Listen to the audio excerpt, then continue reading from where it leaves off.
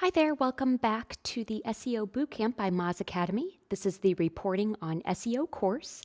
And in this lesson, we'll talk about some additional reports and considerations when it comes to reporting. These are not necessarily items that need to be reported on, but just other considerations. Let's talk about Google Trends first. Google Trends is a really great tool, especially if you don't have baseline data or history. Let's say you're taking over SEO in some sort of capacity, maybe as a freelancer or for an agency, you're taking on a new client, or maybe you're stepping into a new role in-house, or if you're just starting a new business. This tool can be very valuable. This allows you to see the trends of search over time. And that way, if there are search queries that increase or decrease during certain times of years due to trends or seasonality, this can help you set expectations.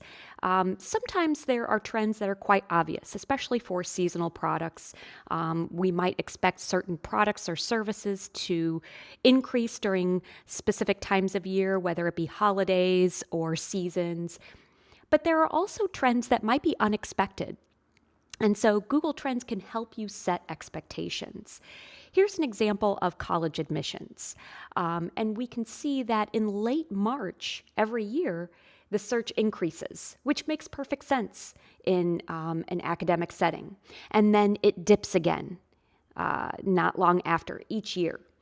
Having this type of data will help you set expectations so that you don't necessarily equate increases or decreases with your actions or your performance. Rather, it's the trend or the season. If you see traffic start to decrease considerably during a time of year and your rankings haven't changed and you don't necessarily have any site crawl issues, everything else seems to be constant, check Google Trends. There may be a trend with your industry or with your keywords that were quite unexpected. So this can be a really helpful tool from that standpoint. Site errors is another report that you might want to consider. Now, a lot of times people don't think of site errors as affecting the bottom line, and so you may not consider reporting site errors to your client or to your executive. However, it is a leading indicator of your site's performance, and reporting how you reduced site errors or prevented site errors can be an important part of reporting. If you have Moz Pro in your campaign, you can click on the Site Crawl tab, and you'll be able to report these errors over time. So you can see that trend over time. So that way, again, you can report that you've reduced errors or you've prevented errors from happening, and that Moz Pro campaign will allow you to report this in like a PDF graph. So that's one way to report errors.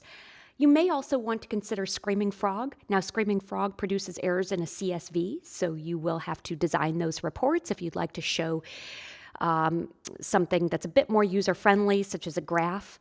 But it's a great free tool that you can use to gather information on any site crawl errors. So those are additional reports and considerations when it comes to reporting.